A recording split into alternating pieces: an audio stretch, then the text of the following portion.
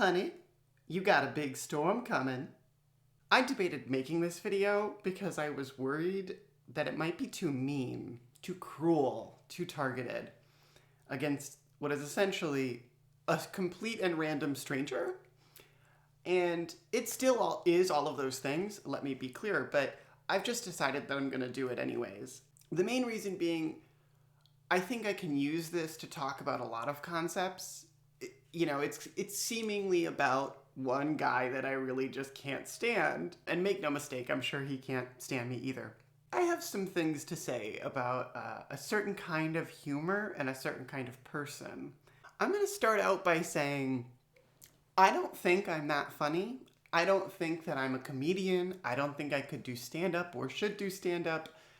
I don't think I'm very good at telling jokes. I think people think I'm funny, specifically straight people, because they think there's a huge novelty to this sort of catty, sassy gay humor. My sense of humor is very specific. Humor that is so weird and out of nowhere and esoteric and completely batshit insane that it borderline doesn't make any sense. And then the other camp would be high-minded humor. We'll call it long walk humor. It's a long walk, proverbially, to get to the joke, to get to the punchline. And I think a lot of people find that sense of humor kind of boring. Things that make me laugh don't make other people laugh, including my close friends. All this to say, the humor is very subjective. One person's funniest thing on earth is another person's boring snooze fest. Honestly, I would say that the only time I'm really funny is when someone is particularly hot and I'm meeting them for the first time. I don't consciously choose to all right, I gotta be funny. I gotta really wow them with my wit. It is a subconscious thing. It just happens where I'm on the ball, I'm turning out witticisms, I've got all these little phrases, I'm really firing on all cylinders. But I think day to day, with my friends, if I'm sitting with just my best friend, I don't give a shit if he doesn't think that the thing that I think is funny is funny. That doesn't bother me, that doesn't bug me. Everyone has completely different tastes.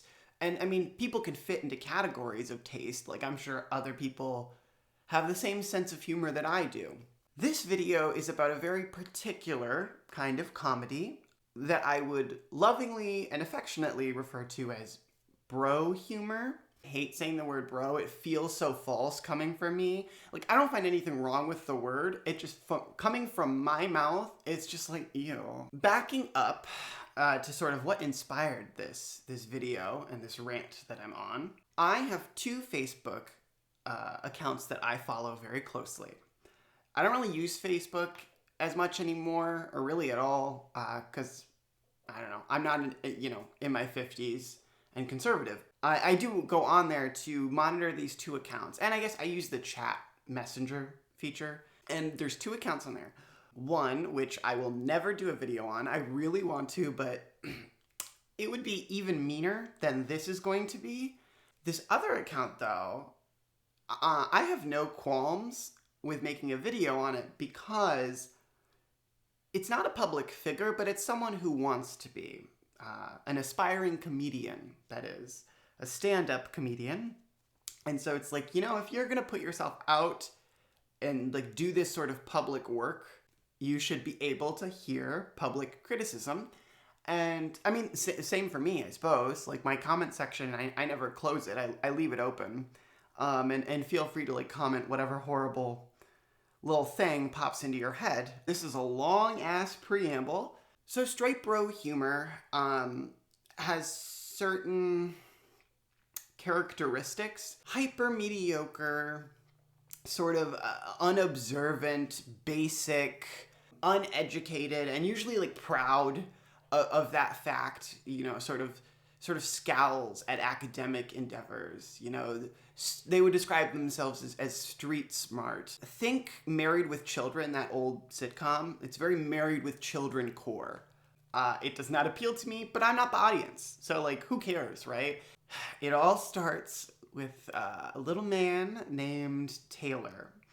I'm not going to say his last name, and, obviously all privacy is important to me. I would never cross that line. I'm not going to show a picture. I was gonna do screenshots, but I thought, no, you could Google the text of the screenshot and try to find him. Not that anyone's gonna watch this or that I have some huge viewership, but like, it's the principle of the thing. I went to high school with Taylor, and I think you might think that like, well, is this like a bully thing? Is this like oh, he was mean to you in high school and you've just held on for all these years? And honestly, shockingly, because that would make a lot of sense, right? Like, why would you make a whole video about how unfunny some like failed comedian or failed aspiring comedian is to you if it isn't like a vendetta thing? And it's not, even he would have to admit, like, we don't really know each other, which makes this even crazier. Let me be very clear. I'm the insane one. I don't even remember talking to him in high school. If we did, it was only like neutral, like, hey, pass me a pencil. So we have no like history to speak of. And we've just had each other added on Facebook because, you know, you add everyone from your high school and there it is. In the here and now, or at least as recent as when I was blocked, he wanted to be, and probably still wants to be, a comedian, a stand-up comedian. And isn't that lovely? Isn't that great? I touched on it a little bit, but I do want to explain why I would make a video about like someone I don't think is funny. I think that he has a false sense of his own skill. And I'm going to explain myself by what I mean by that, because that sounds so harsh and so presumptuous. And, you know, take all of this with a boulder of salt, because I don't know this person. We don't have a personal relationship. And, you know, I've never been to one of his like open mic nights, but the experience of him that I've had through the internet gives me the impression that he is uneducated, lazy, untalented. I want to say something about it, but I don't just want to say you're bad. I'd like you to come away thinking like, that's a good point. And when I hear that style of humor, I agree that this is what I think of it too.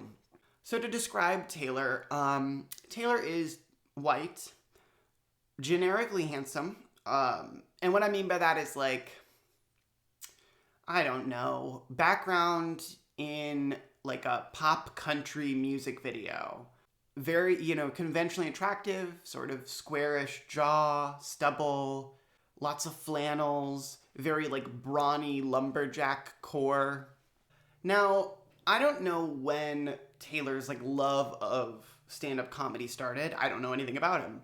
Right when I added him, or at least right when I started seeing him post a lot, it was a lot about doing stand-up and doing shows and wanting to become like a big stand-up comedian. And since I was completely neutral on him at this point, he hadn't done anything to annoy me. I didn't really remember him from our school days. Then as I started to see his more comedic posts, I started to notice some problems, my own problems with him. Namely, that it was bad, that it wasn't very good or original or clever. And I register that as a problem when you want to become a stand-up comedian. So you can really break down Taylor's comedy into these little flourishes he has, stylistic choices.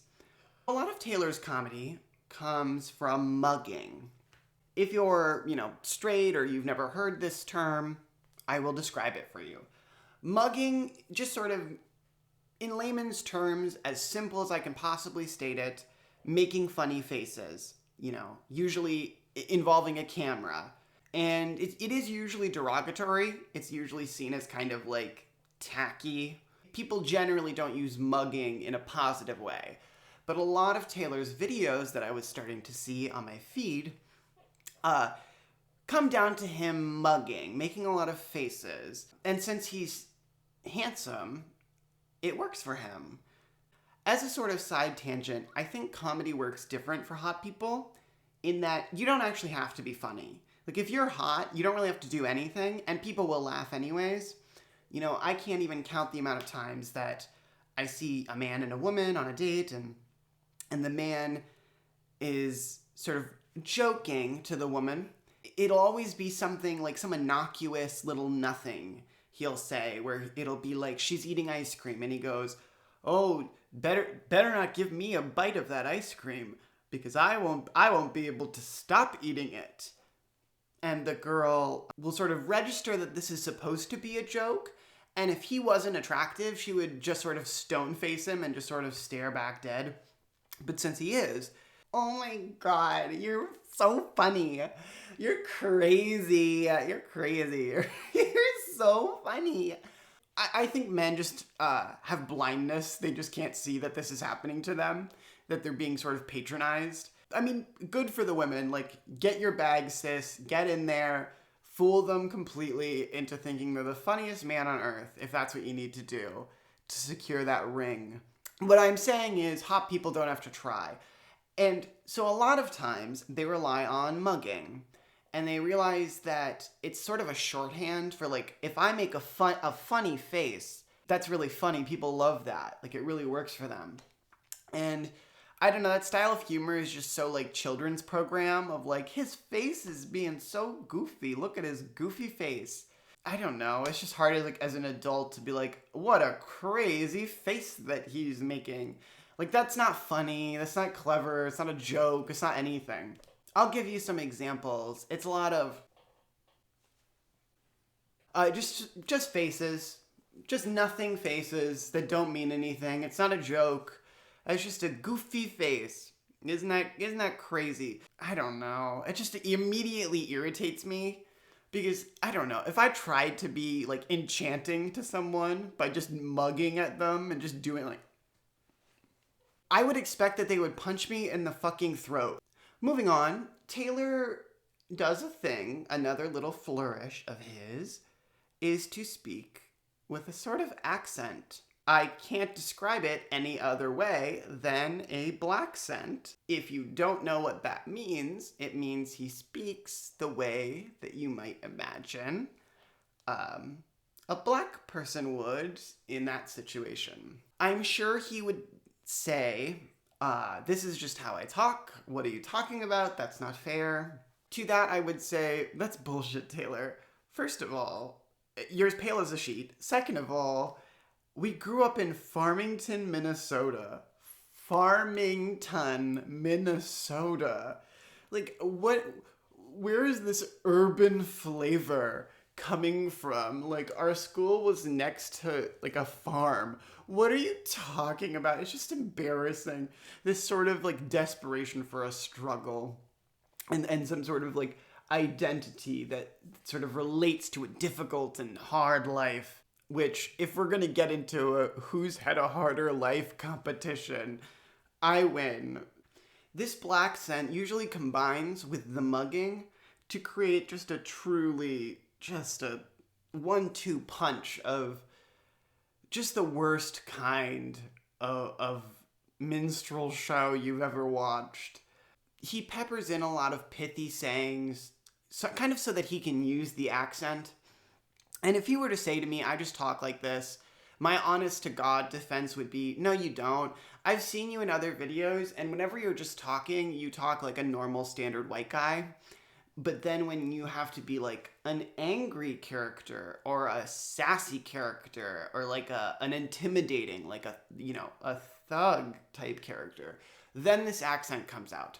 To me, that registers as, well, black voice means hostile. It means aggressive. It means snarky. It means biting.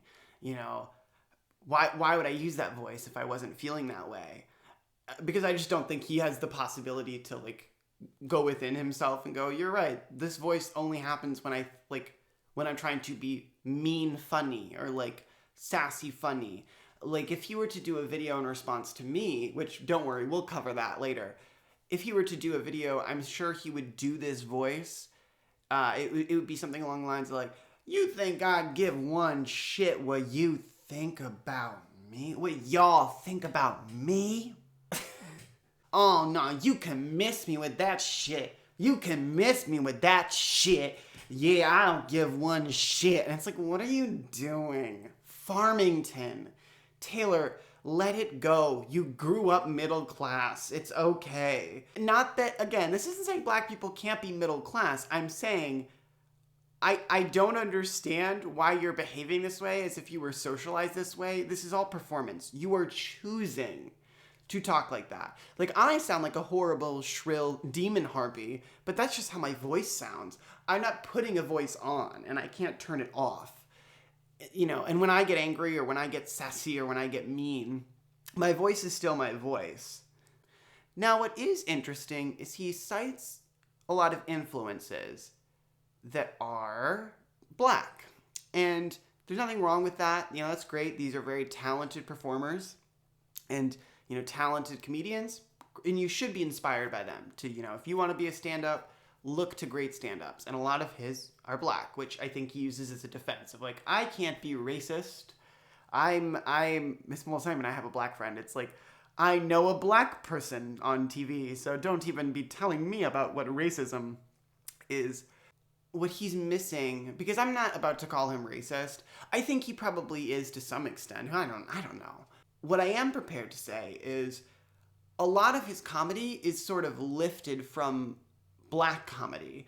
I want this to be as apolitical as possible, because I'm sure, like, if you're a conservative person watching this, which we'll get to is politics, but if you're a conservative watching this, I want you to know that this is a completely apolitical opinion, that there is no logical way that you can disagree with.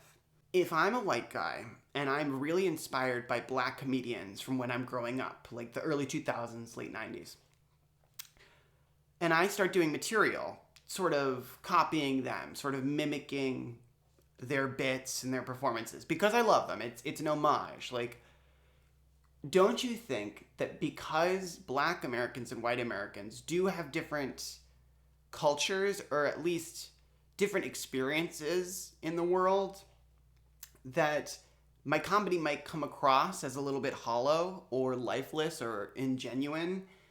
And I'm sure you'd say, I don't see color. What's the difference between black and white people? And I would say to that, you know what I mean. You weren't cornrowing your hair. You know, you're not sitting there in a like a black gospel church service week after week. You don't have these experiences to pull from.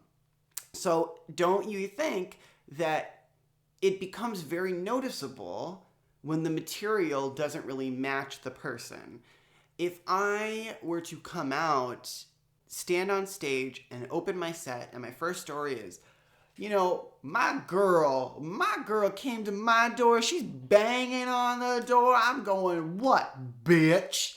And it's me saying that. Wouldn't you think,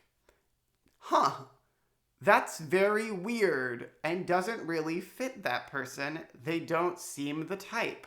When I would watch these videos of Taylor's mugging, incessantly mugging, and his black scent, and like him doing what he thinks is like a witty material of like, I'm gonna review this drink.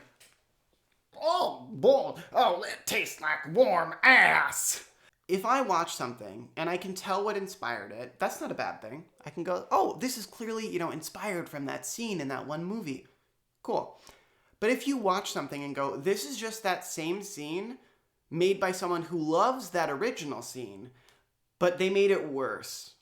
That's nothing. You're not doing anything. And I think a lot of Taylor's comedy boils down to, I saw, Cedric the Entertainer in a stand-up special in 2007, and I've really internalized that performance. So I love that kind of humor. I'm going to tell that kind of humor without sort of factoring in that it's like, do you think you had a black American experience? Like, do you think that your upbringing is really in line with, like, I know what it's like to grow up in a black neighborhood with black neighbors and, you know, go down to the local barber shop and go to my local grocery store and, you know, get coffee on the corner. And I know what it's like to grow up in this environment where I see myself in these other people and we all have the same stories. I just don't believe him if he were to say that that's the case. I think he probably, I don't know anything about his upbringing, could be wrong, but I think he was probably middle class. I just don't understand why he has this sort of performance like he's grown up on the streets. It's just embarrassing to me. And I'm not saying he has to act white or anything. Like, if it comes naturally to him, okay.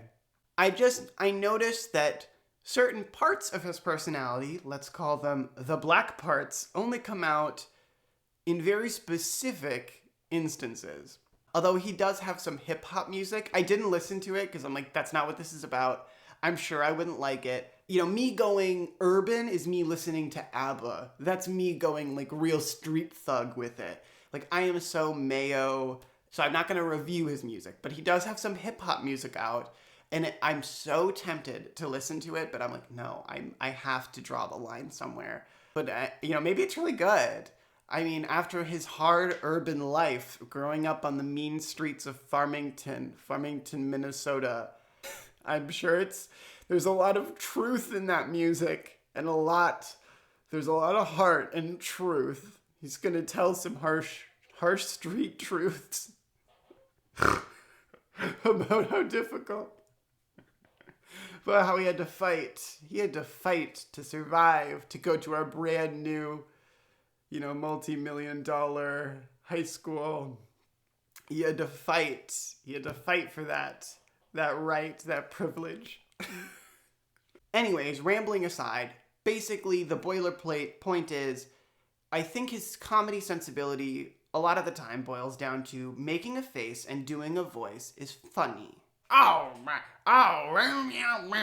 Like, that to him is like, I'm on the floor. I've never heard anything so charmingly hilarious. Which can be funny, don't get me wrong, but only, for me at least, when it's like ironic. He thinks that this is like good enough material of like, yeah, it's true, like I really know how to craft a joke. Having straight white teeth and a nice jawline and doing a face and putting on a voice is not telling a joke. If I pick up this hair binder and I go, oh man, look at how stretchy it is. No one likes that. That's not charming. And especially because I'm not conventionally like standard man attractive.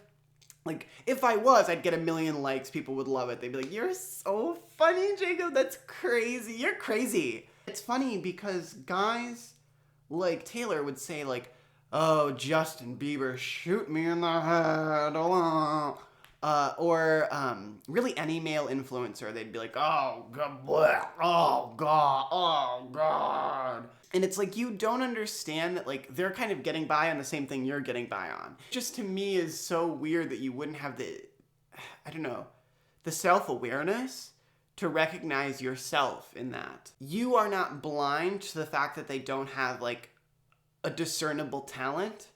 And so when you see it, you go, oh, I don't like this. This is, like, mediocre, or this is simple, or, ugh. Oh, he's only famous because he's got abs, and, you know, that's why he's big. And it's like, well, what do you think your excuse is? Like, it's certainly not you mugging, or your witticisms about nothing, really, or your basic ass, bottom of the barrel takes on literally pick a topic, throw a dart. Now, I don't know Taylor, and I don't know what he has been through or not been through in his life up until this point. And I can probably guess a few things. And I'm sure some things have been really horrible. And I'm not going to say that that's nothing or trivialize that.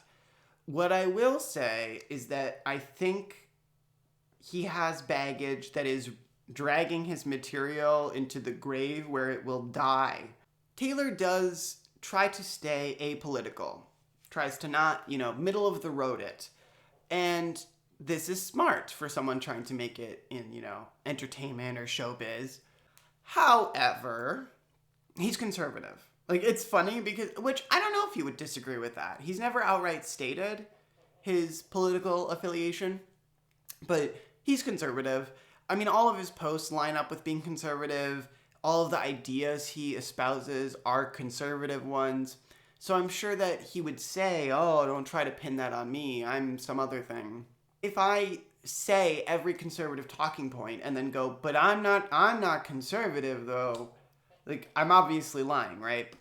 He would often post these things where he would say something that is political, and sometimes he'd delete it, sometimes he wouldn't. He would always try to act like, I'm just asking questions. And since I'm not going to show screenshots, I'm going to have to paraphrase. So it'll be things like, I don't get why trans people have to be in sports. And he phrased it like, I'm just asking a question. Don't they have a biological advantage? Like he's asking as if he's genuinely curious, which it's like, well, they're such a vanishingly small part of the population, like very small. So like, I don't really think it affects that much. And even if they do have an advantage, which is negligible because like they don't just walk in with a wig on, Taylor. Like their body is on estrogen and taking testosterone blockers. So like, you don't think that the body changes and is different. I guess he would then say like, well, what about like basketball? The man, he's already the height, he's already tall, so it doesn't matter. It's like, my sister's taller than me and I'm 6'2". So like, can tall women not, because can they not compete because they would have a biological advantage? Well, that's different. That's a woman, and only one out of every 300 women is going to be that tall. Well, only like one out of every 1,000 people is going to be trans, let alone a trans person interested in sports in your area, in your state. Like, come, this is a real issue. Do we really care about this? And I can't remember if he deleted it or not, but what I'm getting at is, well, that's kind of a conservative thought. I am going to remain calm about this, and I want it to be as apolitical as possible. And I think if I explain it right, even if you are conservative, there is no way that logically, factually, just based on the things that I am saying, that you could disagree with me.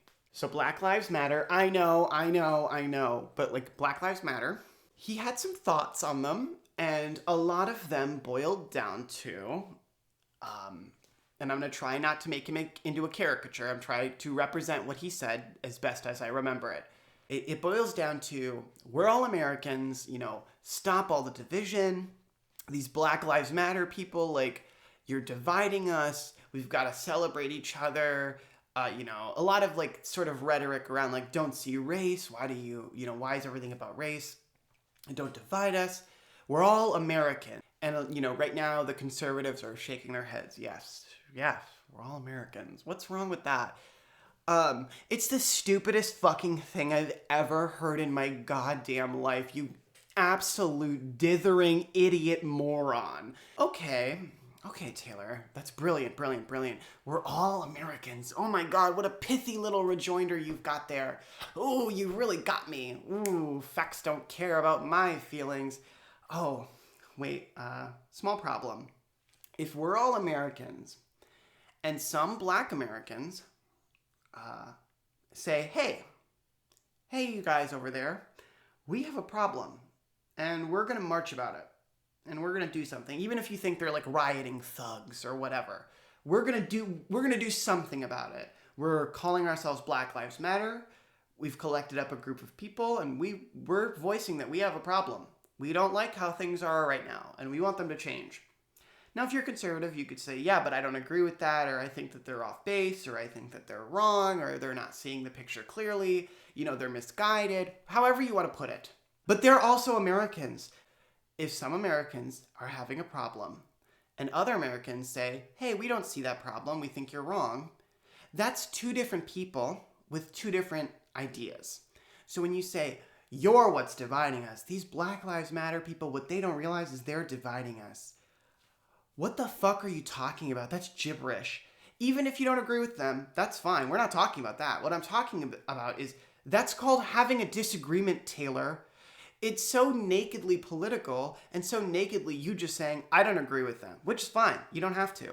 But you're trying to make it sound like, God, can't they realize we're all American? Okay, so why are you agreeing with the side that says, oh no, the cops aren't a racist institution, we shouldn't abolish policing, which again, I'm not saying whether I agree or disagree with those things or if they're right. What I'm saying is, Taylor, you've clearly picked the side saying, there is no problem, shut up, instead of the side going, we have a problem, you need to listen. To give an example, if you have two people and they begin fighting, doesn't matter what it's about, could be about anything. So just picture two people and they're arguing. And one of them stops the argument, holds their hand up and says, we wouldn't be in this argument if you would stop fighting. Do you see how fucking stupid that is? If you would stop disagreeing with me, then we wouldn't have a disagreement. got all this disagreement between us because you disagree with me. And that's all it is. So just don't disagree with me, and then we'll all be agreeing. You fucking idiot, dumbass. Like, can you use a little bit of critical thinking? And again, if you're conservative and listening, going, ooh, but Black Lives Matter, thugs. Sure, okay, whatever, fine. But you have to agree, right? Like, that's just a logical statement, that's a stupid point to make. Americans are fully within their rights to go, hi, I am American, and we are all American. I have a problem with something here that I think we should fix, and here's what I want to do about it. And you can say, I don't agree with that problem. And you can rip each other's fucking heads off for all I care. But this fucking kumbaya bullshit of like, oh, we're all American. Okay, good one. That solves nothing. Way to be on the fence, you fucking fence sitter, even though it's clearly just like a conservative talking point. Because it's certainly not a liberal one, right? Like, even, again, if you're conservative, you'd have to agree that if he was liberal, he would just say, I agree with Black Lives Matter, or like, he wouldn't say anything. He wouldn't say anything nearly as divisive as like, they're wrong to march, they're wrong to protest, they're wrong to show anger at what they perceive, whether or not it's true, what they perceive to be injustice. You know, you wouldn't have to sit on the fence about that if you were liberal. So it's clearly just like, so you're conservative. Like, okay, well, just say that, girl. And a lot of his posts, this is kind of a tangent, are these like sort of inspirational self-help, you know, back of a self-help book nothings. Like, you've always got to pick yourself up. I've been down more times than you can count. Oh, I've really had to fight. That's really cute and all. But that's nothing. Like, you're not really saying anything. And also, isn't it so funny that you're just so fucking positive? And I'm sure he would say that I'm a negative and miserable person. And hell, maybe that's true. But at least my personality is fucking genuine. Like, I don't have to mug or do a voice or sort of perform this sort of trite sitcom 2007 Kings of Comedy tour performance to feel like I'm doing something or have a character. And like, the bad things that happen to me aren't springboards for me to go, but I pulled myself up. And you know, it's all about perspective. And if you're gonna choose to have a bad time, it's like, what the fuck are you talking about? I didn't have a bed most of my life and my mom was addicted to meth. Like, what do you want from me? He is so nasty and mean and negative towards things that he thinks are frivolous or stupid or, well, generally, like, pretty much anything feminine. We'll get to it. I'm not mad that he would make a conservative status. I think it's stupid from a marketing standpoint, which I'll get to. But it just, to me, is annoying only because it's the cowardice of like, hey, I'm just asking questions. I'm just asking a question. No, you're not. You're taking a pretty firm stand. Like, it's very clear what you think on this matter.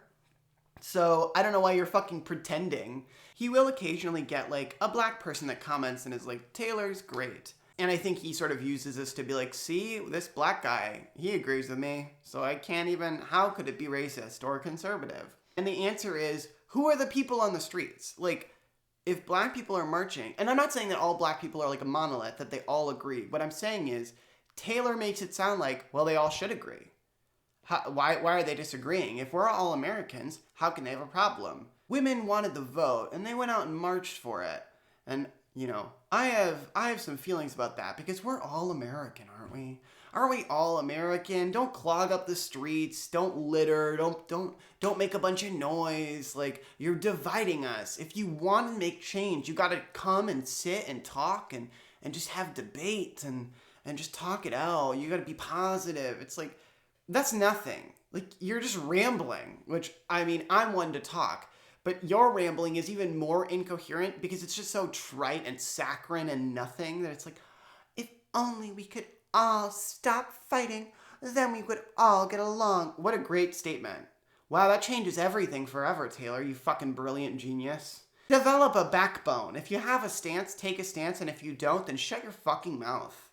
Now, when Taylor isn't trading in this idea that he's like a streetwise thug or like a good old boy down a home dirt road country living, I don't know. I think he likes to think of himself as like a, I just tell it like it is kind of comedian. And a lot of his material, I think he thinks is very cutting edge and like almost offensive, or like, oh, I'll say it. I'll just say it. I'm not afraid of the woke mob or whatever. A lot of it is just this basic 2007 Kings of Comedy performance that he's just sort of mimicking for your delight and amusement, I guess. But it'll be a lot of like, God, this is gonna be terrible. You ever notice how you're up in the club and you're trying to relax and you're trying to enjoy your night, and the women be at the bar with their booty out, like this, like pa-pow, like pa-pow. It's a lot of sound effects. Oh, kabam! And it's like, oh, lady, come on. Put that thing away, lady. I can't, Taylor. I can't. You can't do this to me. I can't.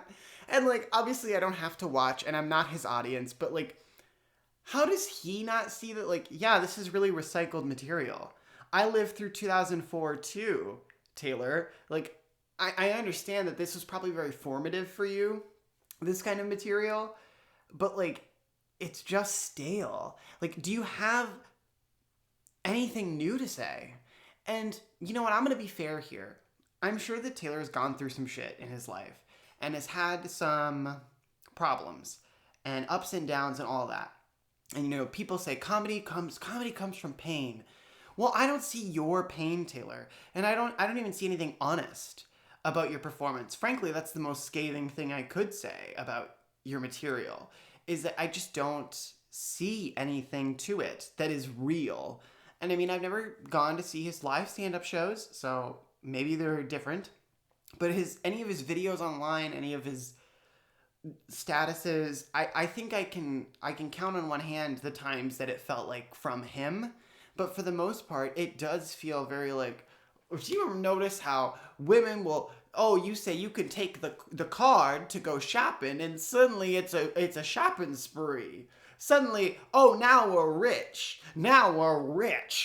This is immaterial. Like, it's just so exhausting to be like, I understand that this is your dream, and I want you to achieve your dream. I want you to succeed.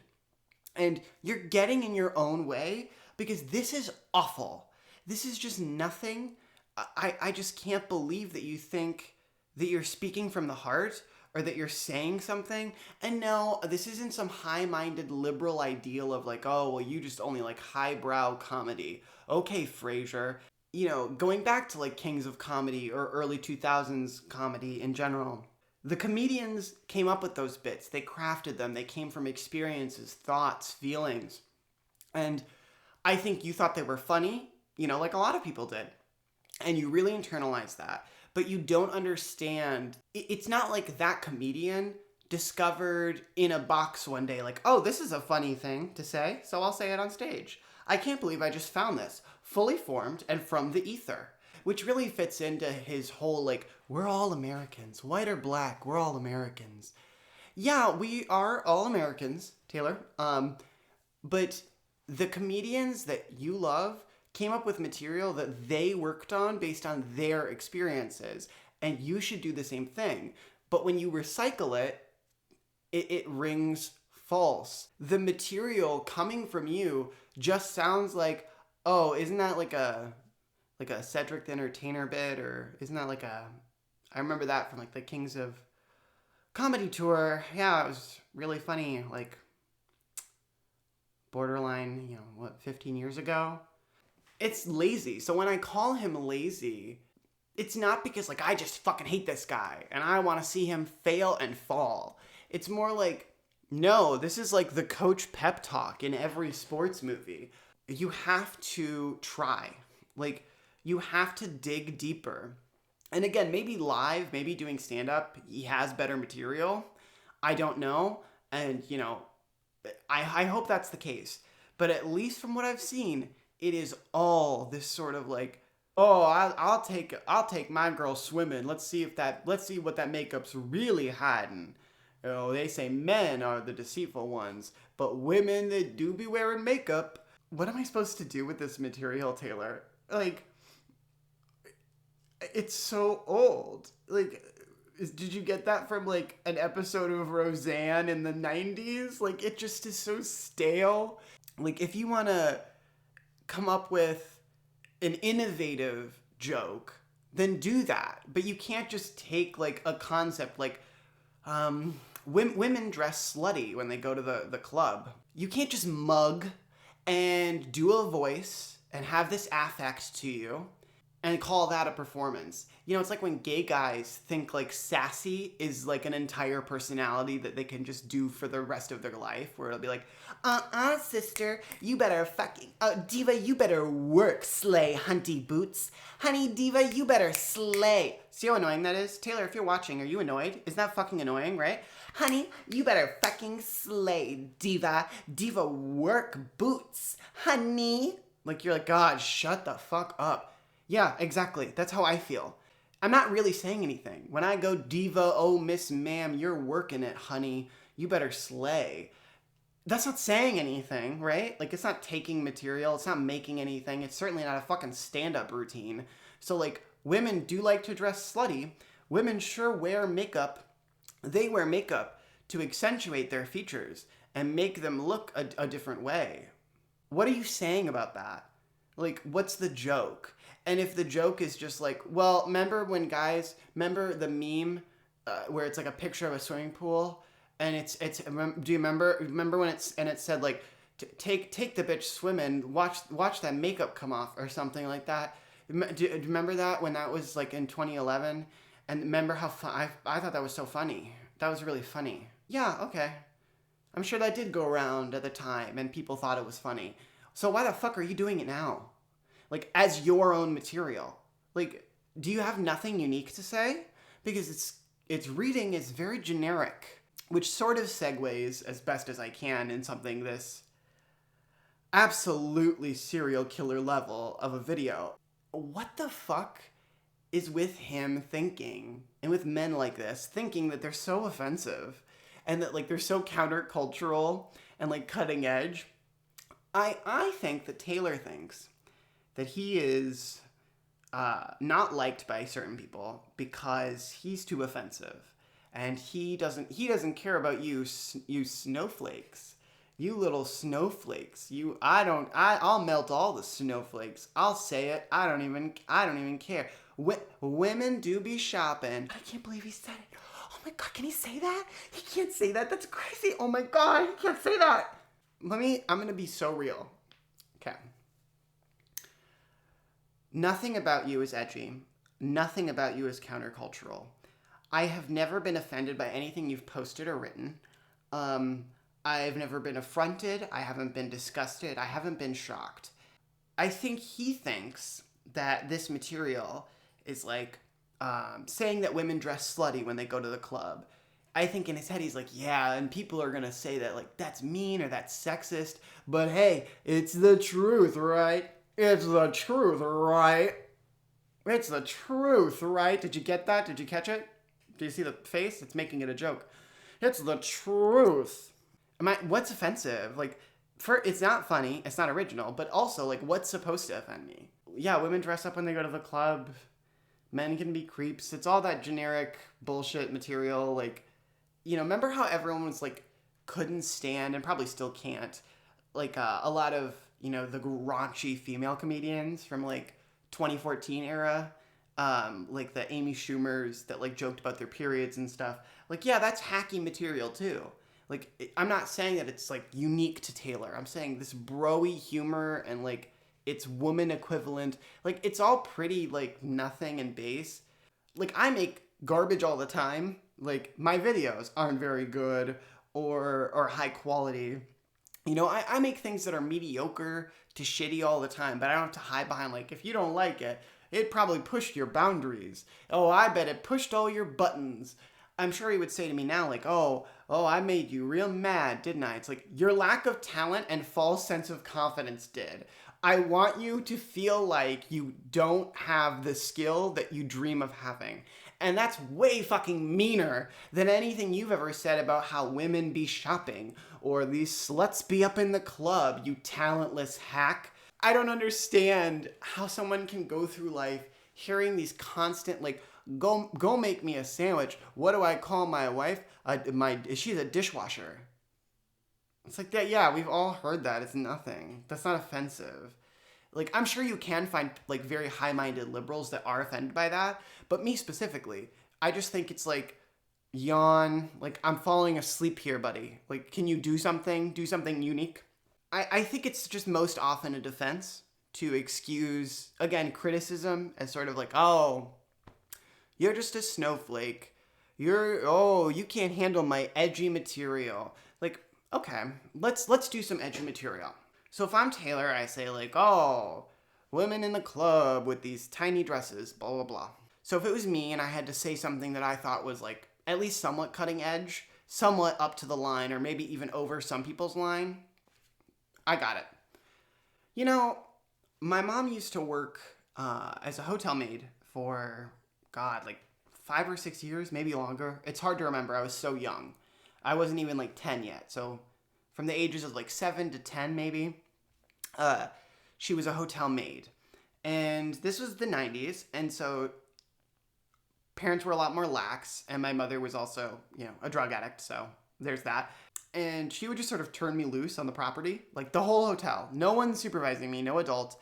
And like 7-year-old me just wandering around. And I loved it. I basically was like, I'm in the castle. I'm in a castle. Did all that play pretend stuff.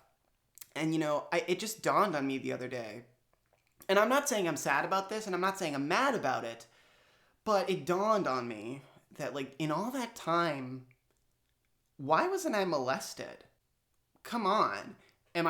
Was I that unfuckable? Like, I mean, I don't know what makes a child fuckable because I don't want to fuck kids because I'm not a priest, but it's just shocking to me that no one tried to molest me, like not even a graze, like not even a gentle touch. Like I was just completely left alone. Like I guess I am just that unfuckable.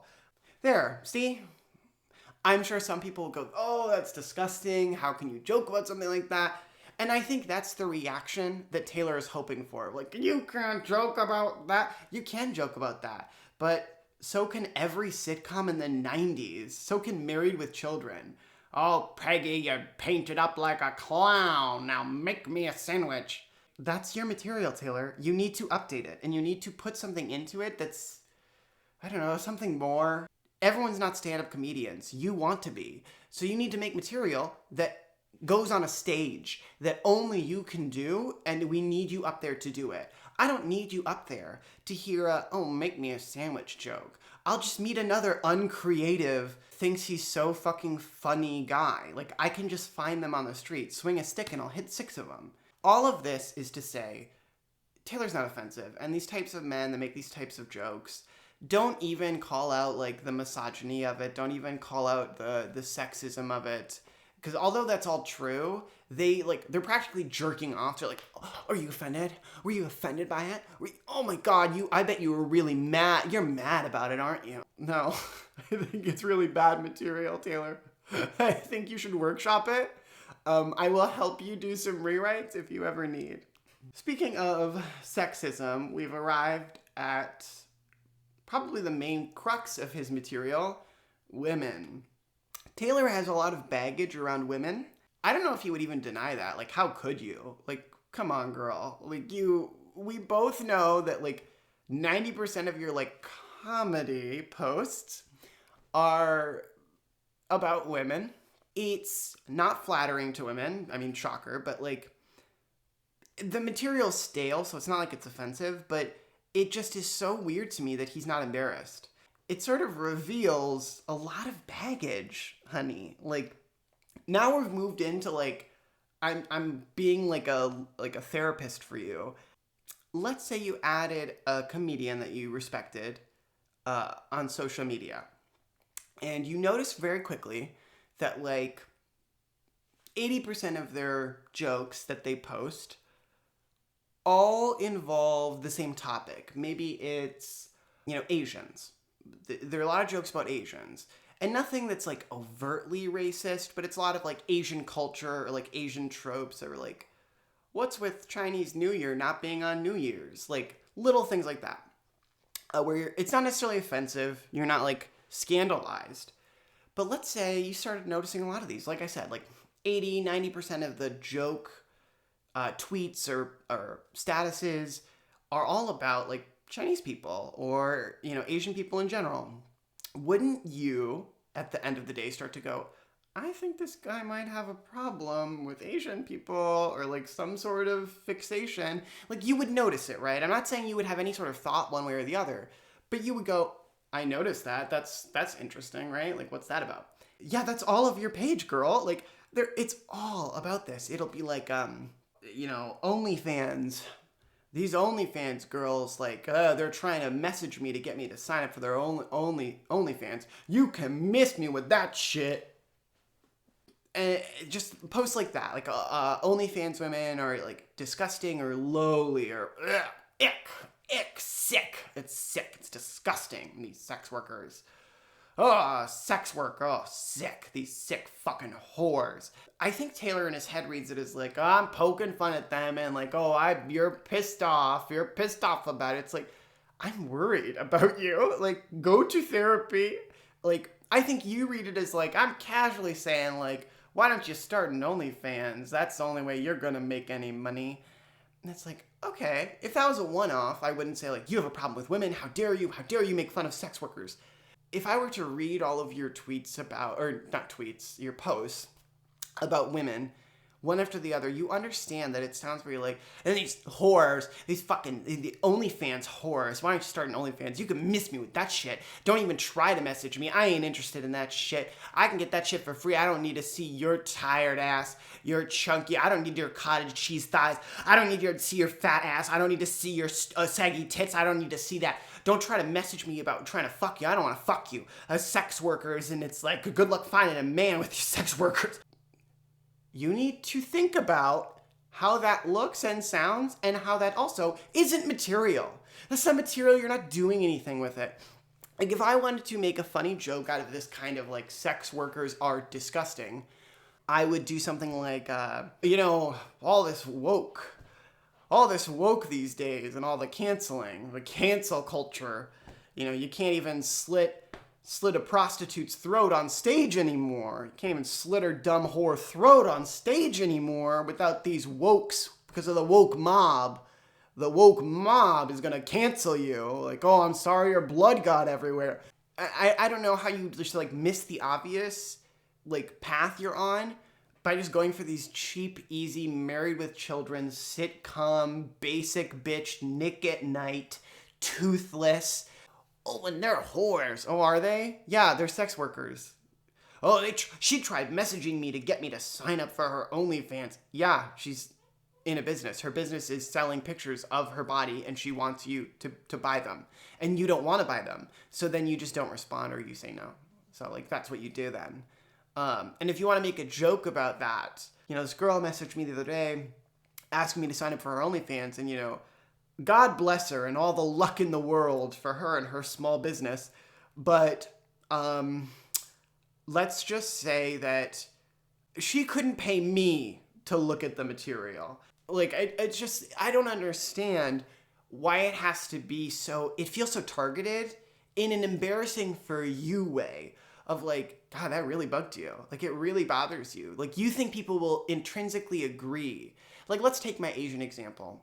That guy that makes all those Asian jokes and doesn't realize that it comes across a certain way, I think in that kind of man, in his head, he thinks that other people think that way too, and they're just too afraid to say it. So if I'm like, oh, these Asians, they can't drive, right, Jeff? And like Jeff is a normal human person that doesn't have a weird baggage, he's gonna go, what? What are you talking about? Because it's not a joke, it's not a clever observation, it's just like a Family Guy joke. And I think that Taylor's material comes across the same way. Like, this fucking whore tried to message me, get me to buy her porn, and I don't want no part of it. It's like, well then don't buy it. What are you talking about? Like, are you in 6th grade? We all know what OnlyFans is. Who cares? No one cares about that. Like, say something about it then. Do a joke about it then. I have to talk about an elephant in the room, and it's a pretty big elephant. He gets a lot of likes on his posts, which, cool, whatever. You know, I'm not his audience, and I would even like a lot of his posts, ironically. But a lot of the likes are from women. In fact, interestingly, most of them are. I can't remember, I did break them down mathematically, and it was something like, on average, 80% women are liking these statuses, including the ones that are like, women are whores, lying, makeup, harpies, or whatever. And I think he would sort of smugly say like, oh, if I'm such a misogynist, why are all these females liking my statuses if I'm sexist? Take checkmate. Because they want to fuck you, because they think you're attractive. You're charismatic. You sure are charismatic and smiley and like affable. I don't think that they think you're funny.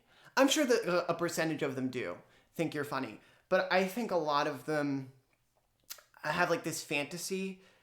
And I'm going to really explain it, because I think Taylor would even shake his head and go, that doesn't make any sense. What, they can't all want to fuck me. Like, thanks for the compliment, but like, I think some of them do think I'm funny. And like, that's really an unfair thing to say. And he's kind of right, or he would be. Here's what I truly believe. When you know what? The easiest way to do this would be to go back to my Asian example. If you have a comedian, he's always making jokes about Asians, and you're an Asian woman, and you think this comedian's like attractive, and he's popular, and he's affable, and like, you don't know any celebrities, and he's not a big name. He's not huge or anything, but he certainly has way more followers, gets a lot of this engagement, all this attention than you do. It might feel nice if when you comment or you like or you share his stuff, if he goes, hey, you're great, you're wonderful, because it makes you feel like you're one of the good ones. He makes all these jokes about the other Asians, but I'm the good one. And I think a lot of women see Taylor talk about women in this very disparaging, nasty way.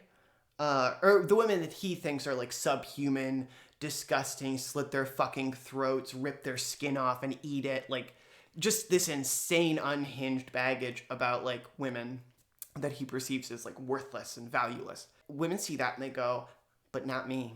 And my case in point is he had a status once that was like, 70% of women, paraphrasing again, 70% of women are like whores, and the other percent are like good, but most of y'all are crazy or something.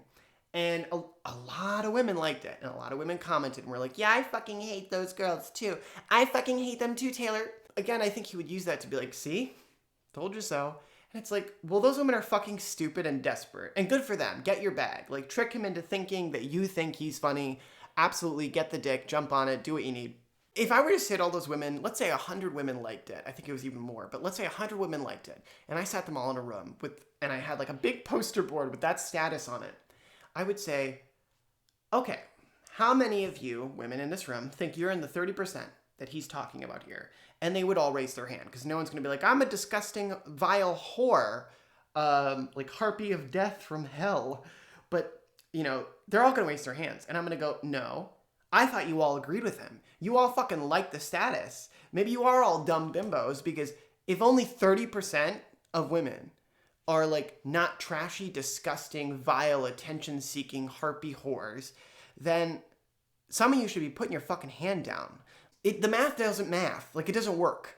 So I think these women love the idea that like, oh, Taylor is a hard judge to please. He doesn't like a lot of women, and he sees, women as catty and vindictive and tricky and duplicitous and just all these negatives.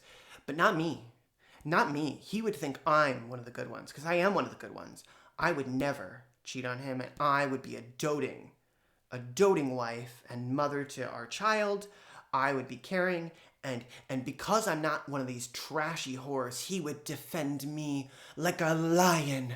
And they really get into the fantasy of it, like a lion, and I'm a lioness.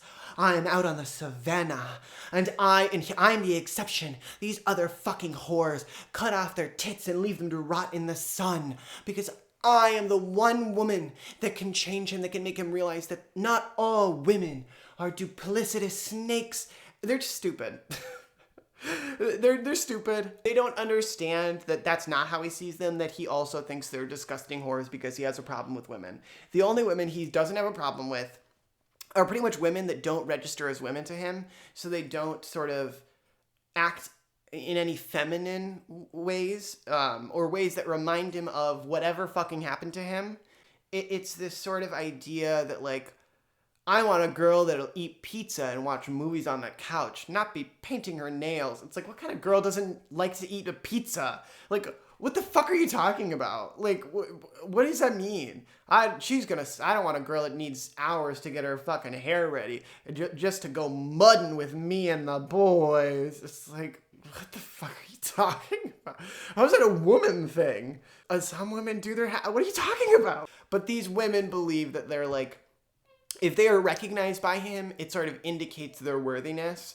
They're deeply insecure, which, I mean, hell, I'm sure Taylor would agree with that because, he fucking hates them. And if it was me, I would just throw myself in the ocean because it's like, I would never wear my baggage so boldly on my sleeve. Like, you can do women jokes because I'm sure he'd be like, oh, snowflake, can't touch women, can't make any jokes about women. It's like, well, you have to make good ones though. Like, they have to be something. So, like, just saying, like, a thing a woman likes and then talking about how you aren't interested in it is not interesting or funny. It's very me seeing my daughter, like, play with a sticker book and she's, like, putting stickers on. And I just, like, pull out a microphone and turn to my husband and I go, women love stickers. Women love stickers. They like stickers and glitter and ponies. Like fucking idiots would like. You dumb idiot. You stupid bitch with your stickers. Fucking dumb whore. Like, it's just so stupid. He's so dumb. All this talk about women has brought us to perhaps the most precarious point in the video. I want to talk about something, and it's going to sound really, really mean to bring this into it, but I just have to. I can't leave it alone. We're going to talk about Taylor's daughter, his young daughter. And I'm sure if he is watching this, I doubt it. It's so long. God. He would say something like, he would perform like a thing he's seen in a movie, like a sort of like a Bruce Willis character. He wouldn't have like a genuine reaction of like, disgust or anger. It would be like a, don't you talk about my daughter. Anyone that hurts my daughter is gonna meet me with a shotgun and a shovel. It's like, yeah, print that on a fucking shirt. Have a genuine emotion for once. Don't perform like a John Wick thing at me and like, how dare you bring her my little baby. It's like, don't do that. All that said, like, you can calm down anyways because I'm not even gonna say her name. It's not important, no pictures. For all I know and all I've seen, she is a lovely and wonderful bright-eyed little girl. She seems wonderful. No notes on the little girl character in our little story here. My issue is with him. And so that's what we're going to be focusing on, not the little girl. He has a lot of material about being a single father and how society basically wants to murder him for it. It's all really tired. It's more interesting than the woman stuff. It's at least somewhat. It feels like it comes from somewhere, but I think it's still covered up in too much bitterness. Because, like, there's a joke in there somewhere about how society treats single dads and what they expect of them. I think he should work on that angle more. But I think he's still kind of stuck in this, like, people will give a fucking woman a medal, but they don't treat men with respect when they're single dads. And it's like, why did you have to bring up women? Like, you could have just said, why don't people treat single dads with respect? And like pose it as a difficult, tough question. But instead it just sounds like you're a fucking whiny baby. And you're like, oh, well, she gets all these handouts and I don't get anything. It's like, well, do you want a handout? And either he's going to be that sort of conservative paradox of like, no, I was just saying that. But like, I pull myself up by my own bootstraps. I don't need any help. Or he's going to say, yes, I do need help. It's like, well, then just say that. Just say like, single dads need help.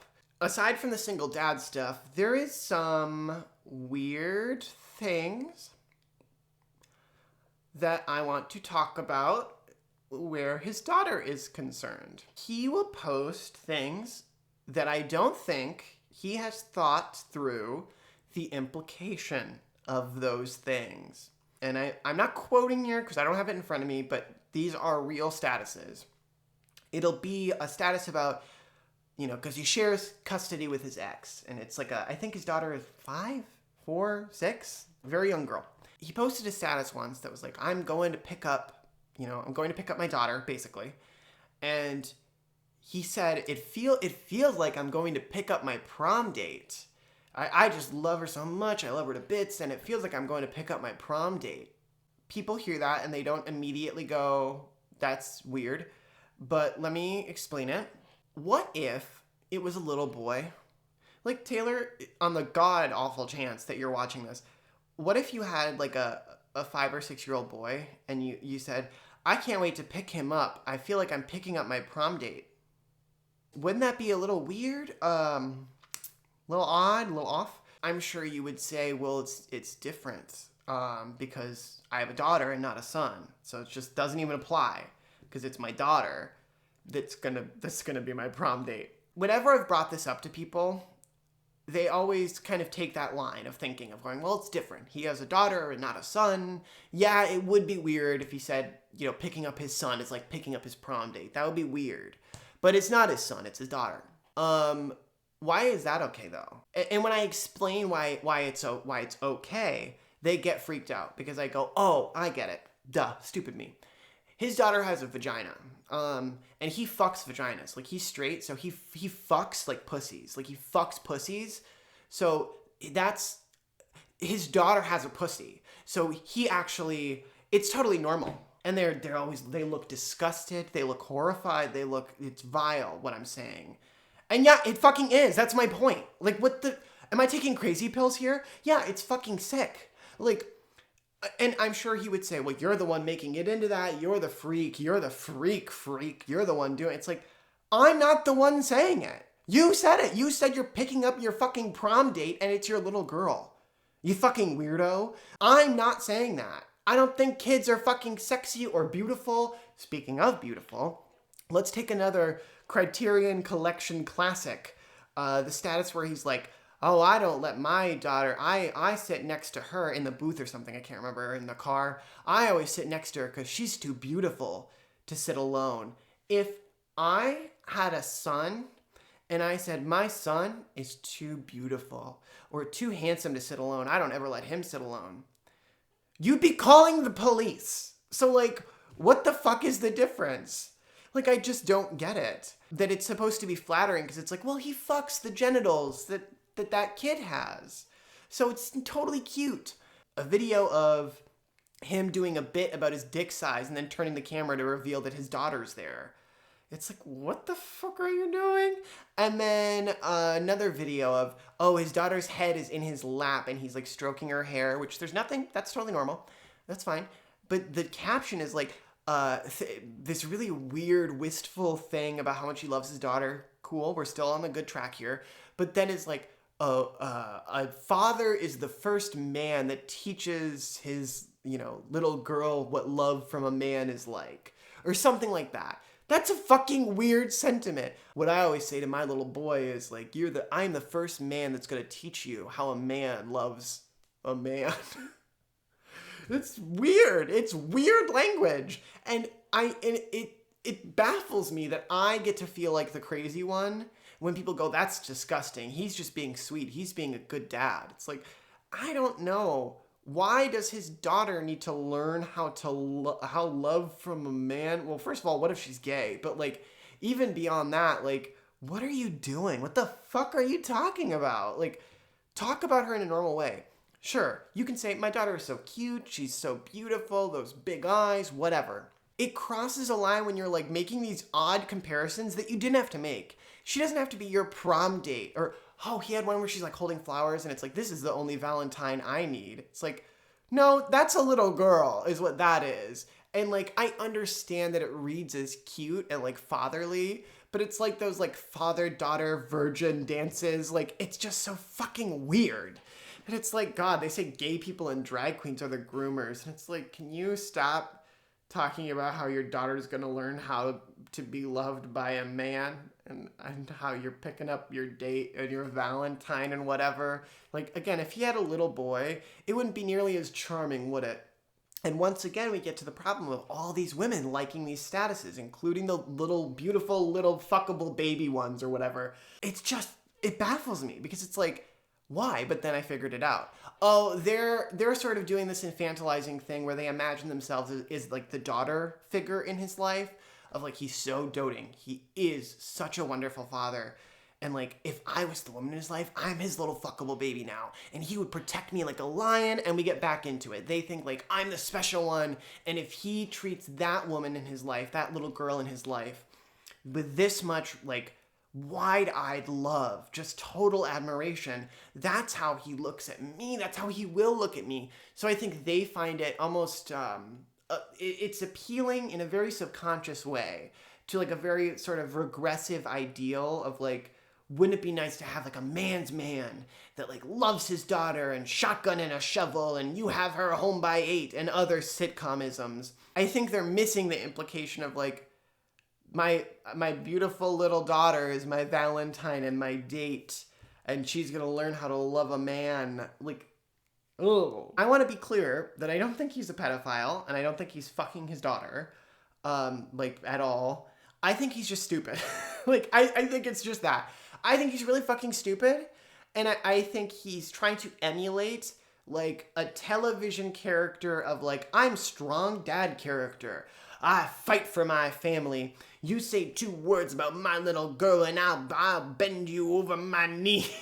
Or whatever. Just talk normal about your fucking daughter. She does seem lovely. She seems precocious and lovely.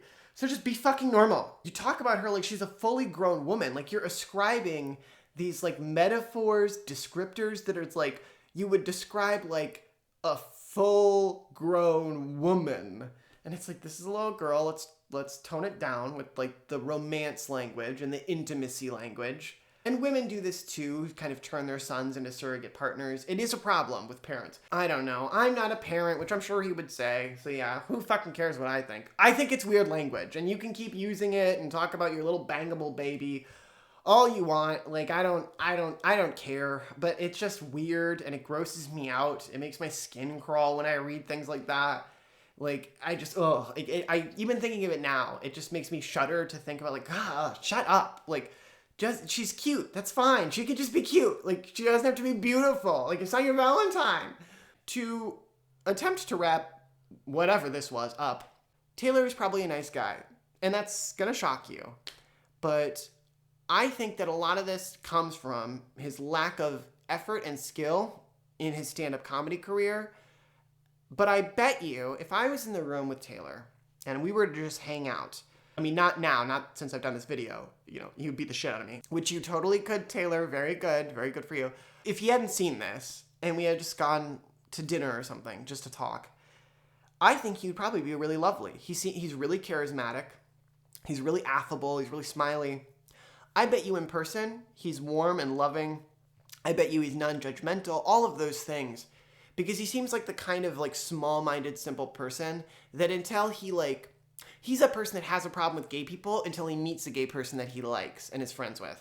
He has a problem with trans people until, you know, his kid comes out as trans, or his uncle comes out as trans, or, you know, someone close to him comes out as trans. He's the kind of person that's suspicious of this kind of person until he meets them, etc., etc. He would probably be a lovely guy, and he's probably very fair. He's probably a great friend. All of those things. So I want to be very clear that I just think he's really bad at being funny. And contrary to what you might think, I don't think he should give it up. I think I've seen a few posts from him that could have been worked into something. I think if I was to give Taylor advice, not that he would want it, I would say cut back on the baggage, play to your strengths. Your strengths are that you're handsome, you're affable, you're smiley, you got a good voice, you know, you're charismatic. He's so charismatic, which really hides a lot of like a lack of talent. Because if someone talks with like a confidence, you kind of want to believe them. And only if you're really tuned in do you start to hear like, wait, this isn't really anything. Using those skills, easily he could make stuff that really is funny and really works and really speaks to people. more so than like thirsty women. It's like, Taylor, go through your likes. It's a bunch of women. Or like your close male friends that already know you. If you want to get a fan base, get a fan base. My next thing would be dial back on like anything even remotely political, or especially like the woman shit, until you rework it into something truly funny. Because what's funny is conservative people like Taylor are the kind of people that think liberals own Hollywood. Liberals own Hollywood. You know, the Democrats are in control of all the media. And it's like, you know what, Taylor? I'm not going to fight you. We're not fighting about that. Let's say you're right. Let's say the liberals, the snowflakes, are in charge of what movies get made, what shows get made, you know, what gets greenlit. Well, then maybe you should clean up your fucking act, you idiot. Are you actually trying? If you're really trying, then you've got to be smart. You can be conservative. That's fine. You don't think there's conservative celebrities? But, you know, if Jennifer Lawrence hates abortion, she's been really smart about keeping her fucking mouth shut or towing the party line. And maybe you would say, my principles. I won't back down from what I think. Well, that's cute and all, but don't you want a Netflix special? Just don't go out of your way to voice things that you go, I've never seen, you know, a media personality make tweets like this. Well, then you probably shouldn't either.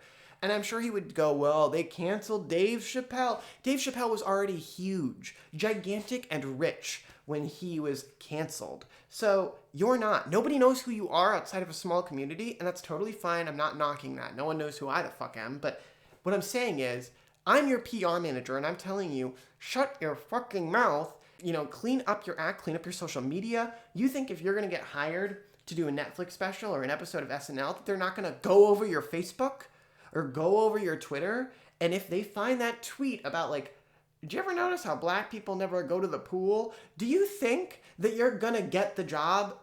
Like, oh, well, they're gonna cancel me. Yeah. And like, I'm not even saying like, oh, you're being a conspiracy theorist. Fine, let's agree. The liberals own Hollywood and are in charge of everything. And if they find one mean tweet, they'll fire you. Well, then you probably shouldn't make those tweets if you want a career. You can't pick and choose. You can either work like the Steven Crowder, Ben Shapiro conservative talk show circuit and do like conservative comedy, which doesn't get as big of an audience, but it's still something, and like really go for that and lean in to like being like bigoted or whatever. Or you can go for a more mainstream success, but you're gonna have to clamp down on like your like weird baggage about like sex workers, and just clean it up. Other advice, cut back on the mugging. You got a nice face, and you know, making faces can be funny to punctuate things, but don't crutch onto it. Here's how I want you to think about it. If you were just saying the joke out loud without doing like a, oh, do you ever, oh, no thank you, you can miss me with that shit. If you're not doing all that, does it work? Does it still work? And sometimes you do need gesture and you need face. If it's percents, right? And the voice, like what you're actually saying for the joke, is like half the joke. And the other half is how you deliver it, your body language. I think yours are like 10% what you're saying is what you're thinking about. Like, I'm just going to say this stupid generic thing about how women be out in the club with their asses like Ker-Plam. And you do a lot of vocal affects and you do a lot of face making. And that's not funny though, if you just say that. And well, I guess if you said it completely dry, like women be up in the club with asses like Ker-Plam. Okay, that's funny. But it's only funny because it's not funny. You get what I'm saying. You rely too much on it, okay? Really go back to the drawing board. If you say you have all this pain that I don't understand, that I'm mischaracterizing you, then you need to, like, I don't know, do something with it that's more interesting. Both loosen up on your weird baggage, but also shore up and tighten your material. And I've heard that he goes to, like, open mics and stuff and does material and tests it out. And, you know, that's great and you should do that. And I think you're going to find better results if your material feels, if you like think of your material and go, that's fresh. That's brand new. I've never heard that before. I think that's what you're looking for. If Taylor has any response to this, I imagine it would be to attempt to make fun of me. And I'm about to ruin that for him. I'm so sorry, sweetie. Well, the smartest thing you could do is to not say anything and just basically be like, I'm above that. Even if you watch it like a million times and seethe and shake with rage, like just your best bet of like looking the coolest about it is just to be like, whatever. I don't give a shit what that freak says. Watch more of my material, make my numbers go up, right? But he seems very like a bull looking at a red cape. I'm gonna tell you all the things that Taylor's gonna use, and let's see how many nails I can hammer down here. You have bad teeth. You look weird. You're very thin. You thin freak with bad teeth. Look at those wooden slats you got for teeth. Those fucking hideous chiclets in your mouth. You're thin. You're like a skeleton man. You're like a skeleton demon harpy. You thin bitch. You thin bucktooth bitch. You're gay. You're a big old... And I don't give a shit what some freak says about me with his shrill voice. And it's so, whatever, no one gives a shit about you. Your videos are fucking stupid.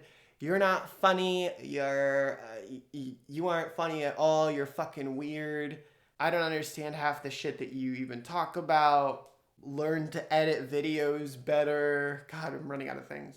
I mean, there are more things that are like more personal to me, but that's the catch-22, is those would actually be hurtful. I don't think my videos are that good either. I said at the start of the video that I don't think I'm that funny, really. Yeah, I think I'm smart. I think I'm really good at picking up on social psychology. But, like, what are you going to say about that? No, you're not? No, you want to talk about my bad teeth and that I'm a big old gay guy. That's the material that seems obvious to you. So, I mean, have at it. Oh, yeah, subscribe. I forgot I was even making a video.